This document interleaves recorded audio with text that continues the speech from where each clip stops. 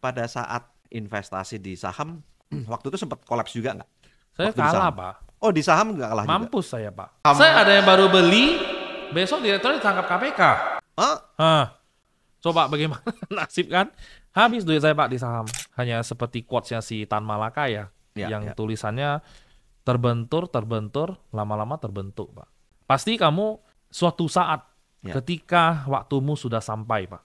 Ya. Hanya seperti flipping coin. Masalah finance atau kamu punya hoki. Ya. Karena hoki itu kan datang kepada orang yang menjemputnya, Ya. ya kan? Jadi bagaimana kita itu bermain di kesuksesan dunia ini, cari Ya. uang namanya kan? Ya. Itu bermain dengan probabilitas, Pak. Pada saat di kripto, koin apa yang dibeli yang membuat bisa merubah segalanya? Halo Sobat Sip, hari ini kita kedatangan seorang narasumber yang luar biasa. Beliau memulai semuanya dari nol. Karena saya senang sekali kalau berdiskusi dengan orang-orang yang dari nol. Banyak orang yang bilang bahwa orang-orang yang di kripto itu kaya karena belakangnya memang dari orang kaya, anaknya orang kaya. Nah, tetapi kali ini narasumbernya saya tahu bahwa dia berangkat dari nol. Siapa dia? Nantikan setelah yang satu ini.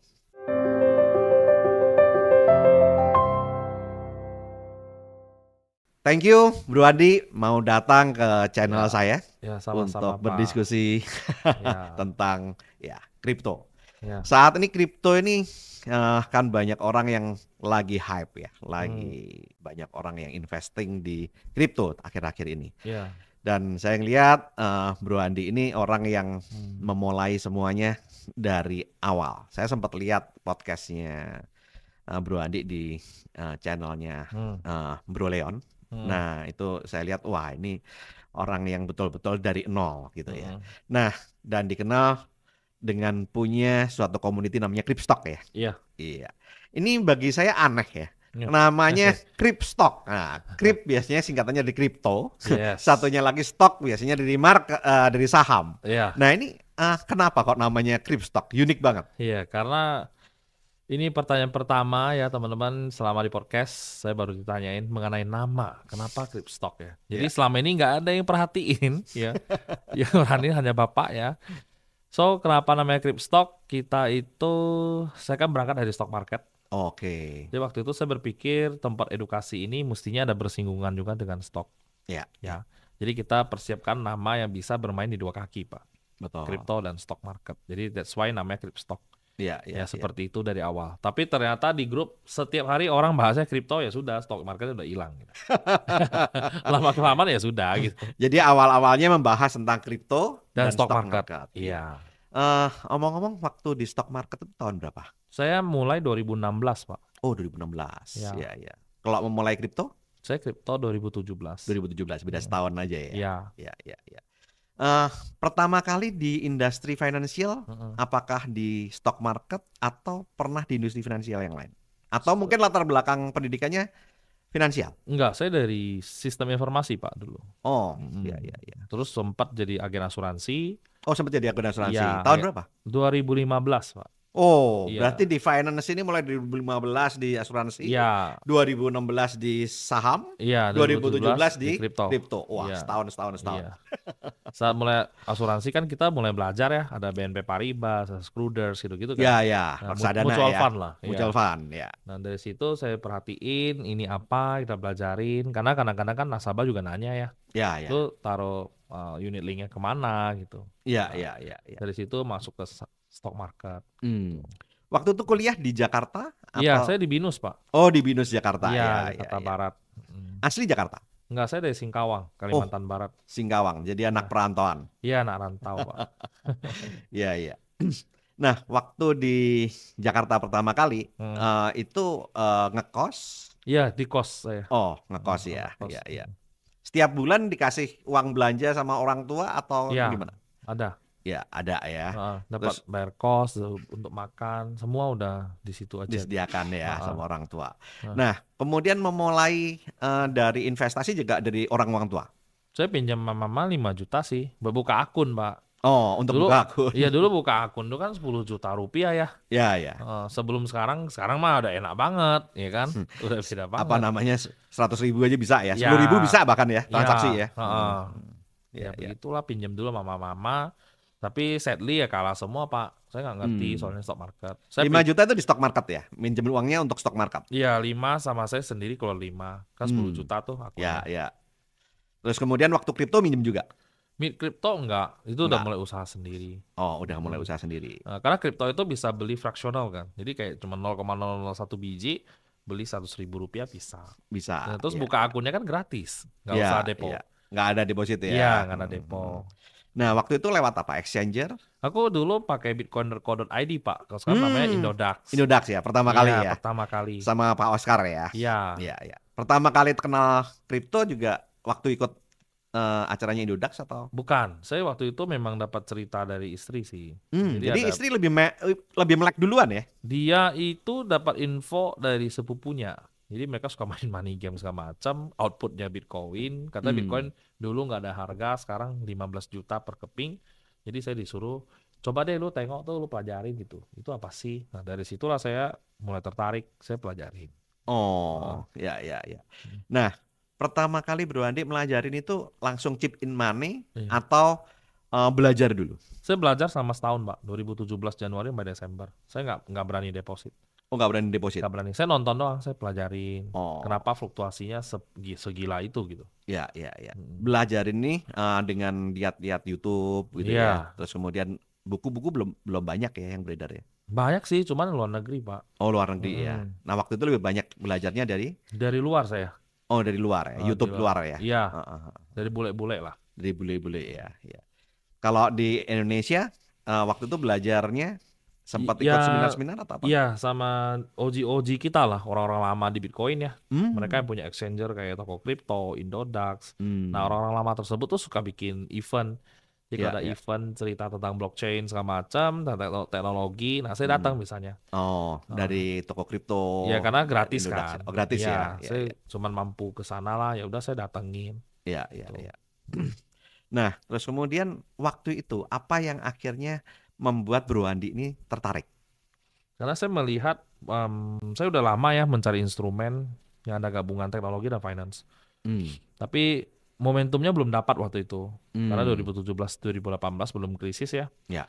Nah, contoh ya, misalkan 2008, itu kan saya SMA. Ya. Kalau subprime mortgage-nya bermasalah, saya tidak punya kesempatan untuk chip in kan. Terus Ya, 98 saya masih bocah kecil, TK, usia 6 tahun. Ya, kan? ya, ya. Krisis. Ya. 1989 dan seterusnya tuh, balik 10 tahun, 11 tahun ke belakang, selalu ada pola yang sama. Nah itu yang saya tunggu, dan saya pengen kaya cepat kan. Kaya cepat tuh kamu harus menangkap momentum. Gitu. Betul, betul. Nah jadi saya menunggu momentumnya kira-kira, saya pernah tulis di Twitter tahun 2020. Momentumnya sampai. Wow, udah predik 2020 itu. Iya, Apa iya. yang membuat Bro Andi ini bisa prediksi 2020 akan terjadi krisis? Padahal kan krisisnya yang tahun 2020 ini unik ya. Iya. Nggak seperti krisis-krisis yang sebelumnya, yang biasanya dipicu dari ekonomi ya. Iya. Ini kan krisisnya kan Berangkat dari wabah. berangkat dari wabah ya. Iya. Apa yang membuat waktu itu Bro Andi berpikir seperti itu? Ada beberapa faktor, Pak. Jadi selain Bitcoin itu punya halving days yang pasti, karena halving days itu matematika, itu ilmu pasti ya. Jadi dia settlement blocks yang 210.000, which is bulan Mei 2020 itu terjadi. Ya, itu. Jadi bukan memikirkan kalau akan ada wabah COVID, bukan ya? Bukan. Tapi berdasarkan dari halving ya. Iya, data-data yang ada. Terus kita pelajarin kayak Great Depression 1920 ya. Itu kan setelah 100 tahun dari bukunya Ray Dalio. Itu kan kelihatan pattern 100 tahun krisis. Nah, itu yang saya perhatiin. Jadi banyak ilmu-ilmu yang saya kumpulin, data-data yang ada, sehingga menemukan tahun 2020 gitu loh.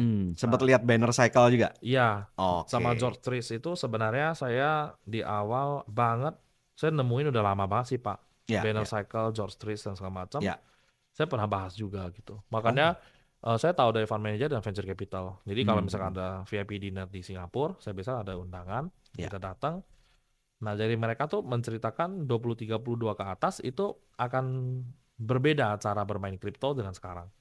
Nah, kenapa? Dan itu pas nemu dengan Banner Cycle punya chart juga gitu loh. Ya, Nah, ya. ini semua line up. Makanya sebenarnya money market itu memang akan berbeda dengan masa lalu, tapi it rhymes gitu loh. Ya. Ya kan? Nah, itu ada Karena di money quotes-nya. market biasanya di candlestick segala macam, Mm-mm. nah, itu katanya ada history repeat itself ya. Iya, Ya. jadi nothing new under the sun kan. Nah, Ya. itu kan ya banyak lah. Saya banyak belajar nemu tahun itu. Saya sempat bikin Hmm. tweet kan, Hmm? 2020 September 2020 November lah akan melihat price action yang baru dari Bitcoin. Ya, Tapi ya. kalau tanya saya itu kenapa saya tidak tahu, tapi akankah kejadian? Menurut saya kejadian.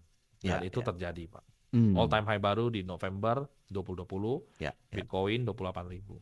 Wow. Hmm. Terus kemudian setelah itu juga bisa predik juga yang kemarin, Kalau halving yang barusan. Kalau saya sebenarnya bukan lebih ke prediction, Pak, tapi itu sebenarnya ada perhitungannya. Oke. Cycle teori perhitungannya, dari block size-nya Bitcoin, Hmm. block number-nya Bitcoin, itu semua matematika. Jadi kalau Matematika ya. kita pelajari the velocity of money-nya Bitcoin, itu akan nemu, Pak, tahun-tahunnya, tanggal-tanggal, dan bulan-bulannya. Hmm. Sehingga orang-orang hanya perlu satu hal. Kalau kamu memang percaya dengan perhitungan kamu masuk. Hmm. Kalau nggak percaya atau masih ragu atau mengatakan ini hanya ilmu cocoklogi, ya kamu jangan masuk gitu loh. Biarkanlah kita yang kaya gitu, you jangan. Nah, itu selalu terjadi. Saya selama 8 tahun terakhir masih sama. Ya, Akan ya. ada yang merasa ini cocoklogi gitu. Ya. Ya itu kembali ke lu. Makanya saya bilang Pak Kantan Ya. tadi ya. Kalau Bitcoin itu sampai market cap-nya sudah kayak gold, Ya. maka dengan sangat bersedih hati saya mengatakan, Ya. semuanya sudah terlambat. Ya, Ya, ya. kalian akan menemukan betapa jenuhnya si Bitcoin itu gitu. Betul, Nah, betul. growth-nya itu udah nggak kayak sekarang. Ya. Nah, sekarang Bro Andi kan kenal di tahun 2015. Mm-mm. Ya. Nah, 2017 ya Ya, untuk kripto. kripto. Saat itu merasa, waduh, aku telat nih. Atau enggak? Enggak. Hmm. Enggak. Karena saya melihat itu 10 tahun aja belum, Pak, zaman itu. Ya, ya. Lahir 2009. Kalau mau 10 tahun kan minimal 2018. Betul. Saya melihat ini instrumen belum mature aja. Ya. The whole market cap-nya aja di total ya, Ya, ya. 860 billion kalau nggak salah. Ya. Bayangkan. Yang sekarang udah trillion dollars. Ya. Bagaimana jika saya bisa ambil 0,1% aja Pak wealth dari di situ? Luar Kamu biasa sekaya ya. apa gitu loh. Ya, ya, ya. Minimal bilioner kan. Ya. Saya berangkat dari situ Pak. Very Ya. simple logic. Kita mengikuti money flow, smart money, big money, where it goes, where the liquidity stay, kita ke sana. Hmm. Yaitu saya sebagai anak muda, saya ikutin. Oh, oke.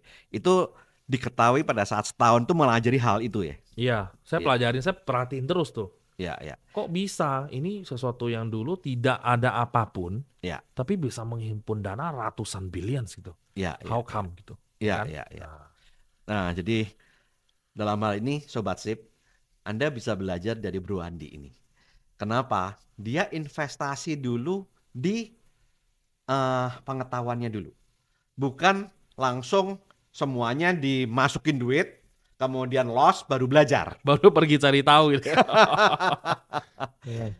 Nah, karena banyak banget orang-orang tuh yang biasanya chip in dulu, Hmm. loss, baru belajar. Hmm. Termasuk saya. Dulu saya waktu di saham tahun 2000-an, sebetulnya kepingin belajar sih. Cuman waktu itu mau cari yang knowledge. Waktu itu YouTube belum ada. Buku-buku di Indonesia di Gramedia juga belum ada. Sehingga akhirnya ya saya belajarnya dari orang-orang di sekuritas. Nah, masalahnya mereka pun knowledge-nya terbatas. Sehingga akhirnya saya lost dulu baru belajar. Nah, jadi bagi para Sobat Sip, Anda bisa mengikuti, jangan niru saya, nirunya Bro Andi aja. Karena dengan cara seperti itu Anda akan lebih menghemat uang Anda. Investasikan di ilmu dulu, baru investasi di uang gitu ya. Nah, setelah setahun Bro Andi itu langsung baru berani chip in. Iya. Nah, pada saat chip in itu langsung cuan atau masih loss? Enggak, saya kalah Pak. Oh, loss juga. Babak belur. Oh, babak belur. Ya. Kenapa kok bisa Salah seperti itu? momentum Pak. Oh, salah momentum. Ya, saya tidak mengerti saat itu. Oh, Momentum catchingnya gimana segala macam. Setelah Iya, masuk ke dunia ini selama 1000 hari, pas masuk COVID saya baru all in Pak. oh, Ya, karena saya merasa udah saatnya gitu. gitu. Hmm. Pertama masuk apa namanya babak belur itu langsung chip in gede atau masuk kecil dulu? Masuk kecil, depo terus Pak saya. Oh, Jadi kayak depo. orang kecanduan gitu. Oh, Depo sampai di total, wah ini kan uang tabungan merit ya gitu. oh, Tapi minus. uang tabungan merit. Iya. Itu apa namanya? Pertaruhannya bisa nggak jadi merit nih? Iya. Karena bagi saya yang paling penting adalah sukses dulu, Pak. Hmm. Itu di atas semuanya. Di antara merit lah, apalah, mobil, rumah, entar dulu. Hidup lo sukses dulu deh gitu. Oh, gitu ya. Hmm. Nah, pacarnya gimana? Ya nggak apa-apa, kita satu aliran gitu. Oh, satu aliran. Iya. Woi, bersyukur banget ya. Makanya kita bisa bersatu kan. Iya, iya, iya. Itu karena banyak sekali orang-orang yang gara-gara modal ini dimasukin semua akhirnya Iya. berkelahi, akhirnya Iya. nggak jadi merit loh. Iya. Itu pertaruhannya di situ kan? Iya, suami takut istri gitu kan. Nah, saya nggak ada, Pak. Oh, nggak ada ya. Karena kita semua equal. Hmm. Kita semua sama. Saya makanya sistem kehidupan saya itu seperti Amerika, Pak. Oh, Kita pakai state. Kamu punya urusanmu sendiri, saya punya urusan saya sendiri. oh gitu. Nah, Oh. tapi kita tetap satu kesatuan gitu. Ya, tapi uang dimasukin jadi satu. Iya, Oh, satu pot gitu. satu pot ya. Mm. Cuman apa namanya urusan masing-masing. Iya. Nah, tapi kadang-kadang kan pada saat dimasukin satu pot, Mm. itu kan kadang-kadang, waduh ini kan kamu abisin semua gimana gitu. Nggak ada Oh, enggak. pertanyaan seperti itu. Kita udah sangat percaya satu sama lain sih. Karena kita itu makanya bisa grow sampai hari ini berdua ya. Ya. Jadi ini kesuksesan saya itu bukan hanya saya sendiri, Pak ya. Ya. Jadi ini ada sama istri. Jadi kita berdua ini kompak lah. Kita berdua sudah very trust each other, baru bisa maju, Pak. Ya, ya, ya. Kalau ada sedikit yang janggal di hati ya, pakai duit dikit udah ditanya berapa segala macam, saya mending bubar, Pak, kayak gitu. Oh. Saya sangat tidak suka. Ya, Bagi ya. saya itu bukan relationship yang sehat. Yang sehat itu adalah kamu punya kepercayaan tinggi gitu loh. Kayak orang bernegara lah. Ya, Ya ya, kan? ya. Nggak mungkin kan kamu tiap hari nanya kiri kanan dengan urusan sepele gitu. Karena Betul. banyak urusan besar yang harus kita selesaikan bersama. Ya, ya. Nah, outlook-nya seperti itu. Nah, istri berarti juga ngikutin kripto juga ya? Iya, suka banget lah. Jadi sering berdiskusi ya? Ya, lumayan. Oh, itu yang membuat istilahnya ketawa-ketawa bareng, nangis-nangis bareng ya? Iya, kalah bareng, hancur bareng gitu. Sehingga tidak ada konflik pada saat waduh ini uang merit habis semua itu nggak Tidak ada. ada, malah dengan sangat senang hati gitu. Oh, Iya, iya, iya. karena kita geng yang tidak mau KPR rumah, tidak mau beli mobil baru, semua tidak mau, Pak. Iya, Sebelum kamu sustain dan kamu punya financial stability sama responsibility, Pak. Iya, iya. Karena above all ya, kalau saya anak muda waktu itu baru mau berumah tangga kan. Di atas semua itu adalah finance, Pak. Iya, Payung betul. finance itu number one. Betul. Kalau itunya tidak kuat, waduh, jangan ngomong cinta deh, Pak. Iya, Karena kita tidak bisa hidup hanya dengan cinta ya. Iya. Kita perlu hidup dengan duit juga. iya, Dan menurut survei sih dikatakan bahwa salah satu sumber utama perceraian sudah pasti, itu adalah masalah uang. pasti, Pak. Iya. Tapi hebatnya saya salut dengan Bro Andi. Anda sudah melebur uang di Iya. saat belum merit Iya. dan di saat itu sempat kolaps bareng. Iya. Tapi Anda masih tetap bisa eksis ya hubungannya. Ya, karena Nah. saya merasa itu seperti janji politik, Pak. Makanya saya kemarin kasih tahu istri saya, sekarang janji politik saya sudah saya penuhi semua. Oh, apa Ya. janji politiknya? Boleh di-share nggak? Janji politik itu kan seperti hal yang belum kejadian, kita kasih tahu dulu ke masyarakat gitu kan. Saya akan memberikan sekolah gratis, contohnya kayak gitu kan. Ya, ya. Nah, saya itu janji politik seperti kamu akan saya belikan rumah mewah gitu-gitu. Ya, Minimal ya, ya. rumahmu bisa punya kolam, berenang sendiri segala macam. Ya, Kamu ya. punya mobil, punya private apa segala macam gitu. Saya penuhin. Kamu mau jalan-jalan, kamu mau naik pesawat bagus, mau naik bisnis kelas, gue penuhin gitu. Semua saya penuhin, anak-anak sekolah bagus lah, insurance kamu lengkap banget segala macam gitu ya. Itu semua saya penuhin gitu loh. Jadi dulu waktu saya miskin begitu, Ya. itu saya katakan dan saya tuliskan, Pak, dan saya cantumkan. Kayak buat dreams book bareng gitu Ya, ya. benar-benar itu seperti janji politik kan, ya kan? Belum menjadi kenyataan, tapi masyarakat dipaksa untuk percaya gitu loh. Iya, iya. Lu bayangkan kalau kita sudah dipilih dan udah dipilih menjadi suami Iya, dan iya. tidak mampu mewujudkannya, itu adalah sebuah disaster, Pak. Iya, iya. Itu mirip filmnya The Greatest Showman ya. Iya. Jadi ya saya sangat suka itu film, Pak. The Ya, saya Greatest juga Showman. sangat suka. Iya. Karena saya melihat banyak film-film inspirasional itu seperti lihat diri saya sendiri Ya, gitu. Wah, ini saya dulu gitu. ya, Nah, ya. itu. Jadi janji politik seperti di The Greatest Showman ya. Iya. Apa namanya menjanjikan bintang di langit, Iya. belikan rumah, Maka lagunya bagus liriknya ya. Iya, iya, A Million Dreams ya. Ya, Nah, ya, ya. Aku suka banget lagu itu. Iya, Terus kemudian juga suka This Is Me dong. iya, Dan pada saat itu merayakan dengan This Is Me ya. iya. Iya, Karena saya melihat kita itu harus berani bermimpi, Pak. betul, Karena lagunya mengatakan saya close my eyes saja saya bisa melihat mimpi saya kan. betul. Kamu bayangkan itu seberapa powerful gitu. Ya, Di dunia ini ya nggak bisa lah kalau misalkan kamu aja meragukan dirimu tuh sudah pasti tidak bisa, Pak. betul. Karena di luar sana saya pernah dikatakan kalau saya bantu kamu terus, kamu kapan suksesnya? Iya, Saya iya. pernah dikatakan seperti itu. Oh, Itu sedih banget, Pak. Itu iya. saya udah di penghujung jalan. Saya tidak bisa mendapatkan yearly bonus kalau saya tidak closing satu polis lagi. Wow. Saya minta bantuan, tolong ke kampung ya, ke kampung halaman Singkawang. Hmm, Tapi saya dikatakan seperti itu. hmm. Di satu sisi saya sedih, di satu sisi itu menjadi semangat saya gitu. Jadi, Jangan-jangan kata-kata ini benar. ya, ya, ya, Kalau saya dibantu terus, saya kapan suksesnya? ya. Wah. Jadi semacam dendam positif ya. Iya, kayak powerful banget gitu loh buat Iya, saya iya, ya. iya, Buat saya iya. ingat, saya selalu ingat kata-kata itu. Iya, iya, iya, betul.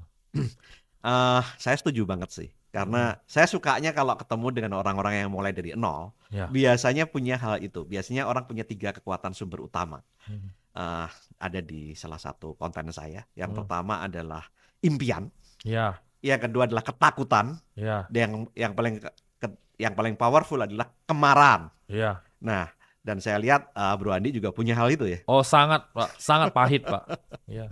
Iya, iya. Waktu itu istri apa namanya? Calon istri ya. Iya. Sekarang pacar itu jadi calon istri. Udah jadi istri sekarang ya. Sudah. Oke. Nah, waktu itu kira-kira pada saat Bro Andi ini kolaps. Hmm. Itu kan saya mengatakan sorry ya, kolaps ya. Iya. Secara ekonomi ya. Iya. Itu kira-kira teman-teman istri, saudara istri itu kadang-kadang kan ikatan cinta ini juga dibumbui dengan keluarga, teman segala macam. Iya. Ada nggak yang ngomongin hal-hal yang negatif tentang Bro Andi kepada istri? Oh, sangat banyak. Hmm. Very tidak suportif gitu. Hmm. Sangat banyak yang menjegal hubungan inilah. Hmm. Karena Iya, saya cowok yang datang jemput cewek nggak punya mobil, bawa motor gitu iya, kan. iya. Padahal cowok-cowok yang datang jemput ceweknya pakai mobil kan mobil bapaknya, Pak. Lebih membanggakan saya nggak sih bawa motor bekas gitu. Iya, iya. Saya tidak pernah fear gitu dengan semua itu ya. Terus ada Iya. yang mengatakan dia kerja di salah satu bank ternama di Indonesia, dia sudah bisa KPR rumah gitu ya. Oh, dia udah bisa seperti itu. Iya. Berarti secara keuangan waktu itu lebih bagus. Istri jauh lebih bagus, Oh. karena kan dia online shop tas tuh lumayan powerful, lumayan oke lah jalannya. Ya tapi teman-teman di sekeliling dia sama termasuk teman saya juga, teman-teman kampus segala macam, udah mulai sustain kehidupan mereka. Hmm. Ada yang bahkan sudah merit, Pak, pakai Gestun di marketplace gitu. Utang juga. Merit dengan Gestun. Iya, Wow. merit dengan cara utang. Saya sangat anti ya yang begitu-begitu ya. Iya, iya. Saya mending hidup sendiri, Pak. Betul. Kalau saya gagal, ya udah saya sendirian aja, nggak apa-apa gitu. Iya, Saya tidak mau egois lah, saya nggak boleh lah. Hmm. Yang namanya saya menganggap berumah tangga itu kayak bernegara, Pak. Hmm. Nggak boleh seperti itu gitu. Itu Iya, cara bernegara atau berumah tangga yang salah. Hmm. Yang dibentuk dari utang. Waduh. Ya. Itu Saya setuju banget Ya, waktu itu itu. jangan. Nah, dari sangat banyak yang bertolak belakang sama hubungan kita berdua, ya saya tetap stay dan saya bilang kalau memang ini milik saya, selamanya akan menjadi milik saya. Hmm. Ini adalah hukum alam. Iya, Gitu. iya. Nah, pada saat investasi di saham, waktu itu sempat kolaps juga nggak?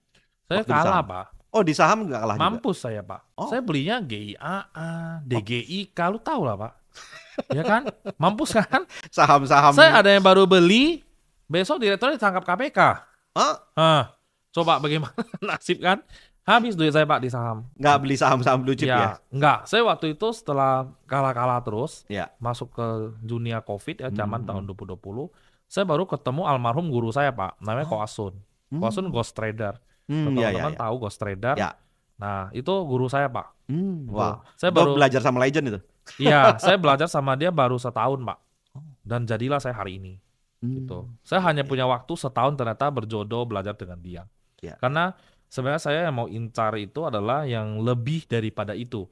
Karena ada keilmuan lain yang dia punya, yang Ya, orang ya. lain nggak pakai gitu kan. Ya, ya. Nah, itu yang sebenarnya saya mau incar. Tapi karena memang sudah jodohnya hanya setahun, ya sudah. Tapi Ya. 1 tahun itu sangat seperti kayak saya udah belajar sama orang puluhan tahun gitu. Benar-benar beda sekali bagaimana saya rasanya dan lahirlah Kripstok gitu. Cikal bakal komunitas Kripstok ini mirip-mirip dengan apa yang ada di pikiran Ko Asun dulu lah Oh, gitu. iya, Makanya iya, saya iya. Saya ciptakan ini community yang sehat gitu.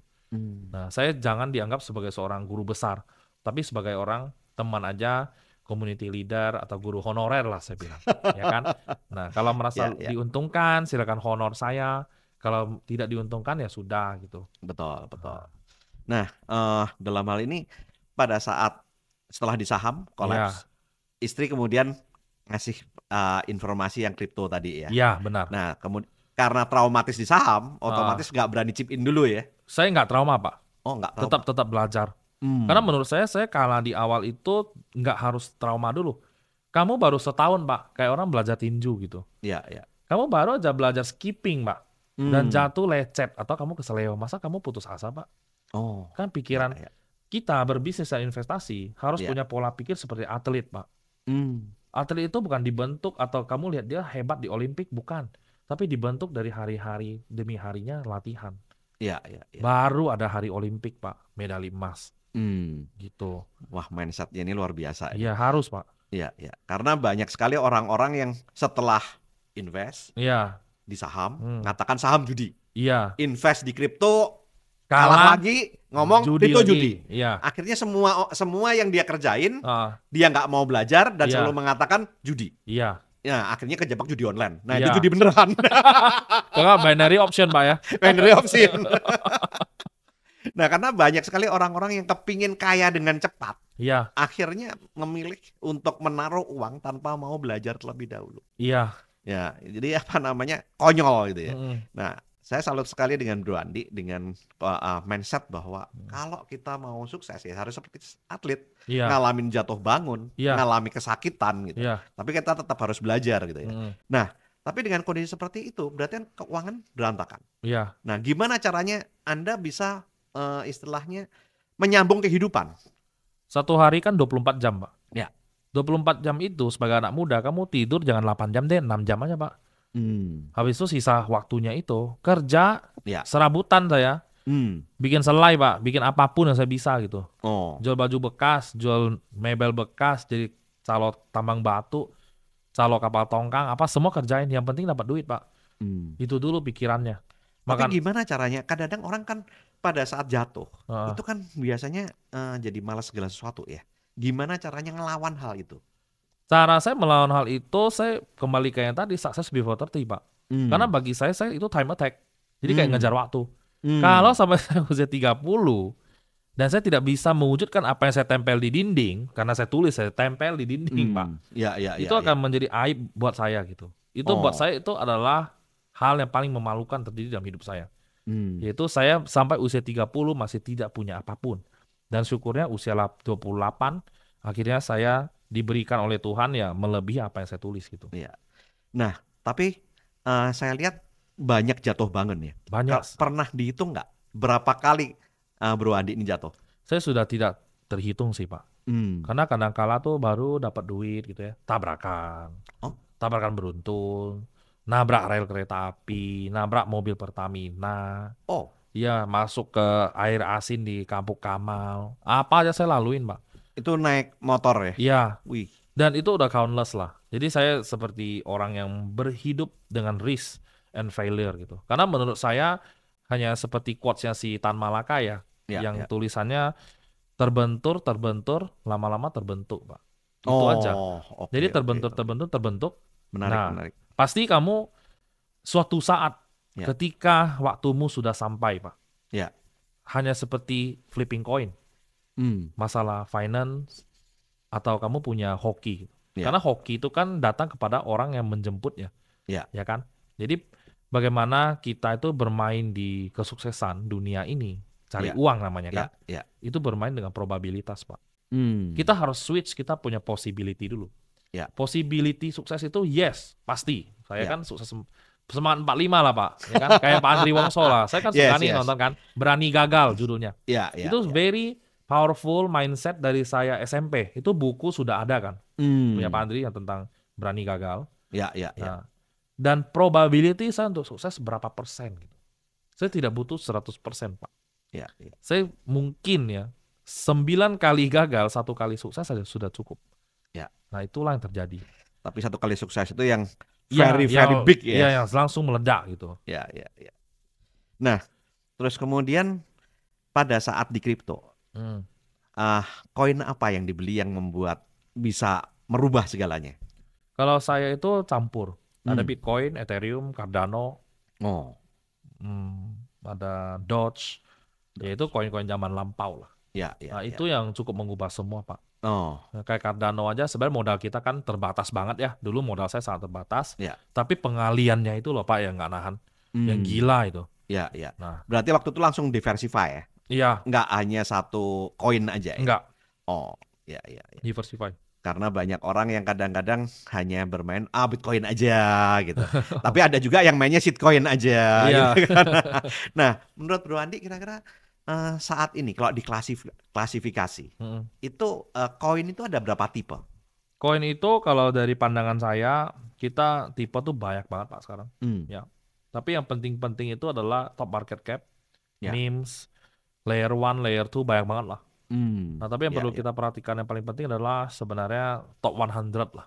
Top 100 Nah, ya. Ya, itu ya. supaya bisa lebih tertakar resikonya. Bukan berarti nggak ada resiko, Pak. Ya, Luna aja jadi zero, padahal itu top wow. 100, Ya, ya, ya. ya. Nah, itu lebih bisa dihitung risknya. Ya. Nah, setelah itu kamu lihat impact-nya kepada dunia kita yang asli, dari Mm-mm. kripto nih, ke Mm-mm. Web2. Web2 kan dunia real kita, Pak. Ya, Nah, ada nggak hubungannya? Kalau ada, apa? ya, Seberapa impactful? Nah, ya. itu semua harus dianalisa, Pak.